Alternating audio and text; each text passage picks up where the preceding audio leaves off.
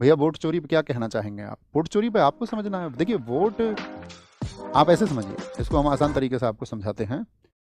अ, आपने फसल बोई, तो जब आप फसल बोते हैं तो आप चाहते हैं ना कि फसल अच्छी पैदा हो। अच्छी फसल पैदा हो इसके लिए आप वर्ष भर मेहनत करते हैं। आप चाहते हैं उसके कुछ नतीजे आए। अब उसके जो नतीजे आने हैं, अब आपका जो फल है वो, यानी कि जो आपने अनाज पैदा किया उसको कोई लेके भाग जाए। तो यानी कि देखिए, लोकतंत्र की सबसे बड़ी शक्ति क्या है? लोकतंत्र की सबसे बड़ी शक्ति है वोट। और सबसे बड़ी शक्ति यदि वोट है और उस वोट को चोरी कर लिया जाए, तो यानी कि आपकी शक्ति आपसे छीन ली गई है। आपको लगता होगा कि बहुत साधारण सी चीज़ है, आप एक चुनाव कर रहे हैं, आप चाहते हैं कि ये अमुक व्यक्ति जीत करके आए और वहां वोट चोरी हो जाए, तो फिर आप क्या कहेंगे? तो आप कहेंगे कि इससे तो जो व्यक्ति अच्छा है और अच्छा कार्य करना चाहता था, जिसने अच्छी योजनाएं प्रस्तुत की थी जनता के सामने, तो कोई फायदा नहीं हुआ फिर तो उनका।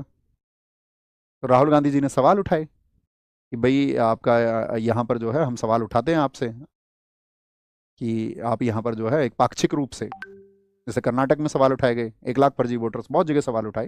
हालांकि इलेक्शन कमीशन ने अभी उनसे जवाब मांगा है इस बात पर कि भाई इस बात के प्रूफ दो, है ना, उनको उल्टे प्रूफ दो कि यहाँ पर आप जो कह रहे हैं, आप जो आरोप लगा रहे हैं वो सच्चे हैं। तो वो प्रूफ मांगे हैं, आगे वो देंगे डेटा को उसको। ये रहे प्रूफ। और उपचुनावों में आप देखिए, अभी जो सब इलेक्शंस होते हैं तो उनकी हकीकत तो सबके सामने है ही। अब जानबूझ के कोई कुछ और चुनाव करे तो वो व्यक्तिगत चुनाव है ना।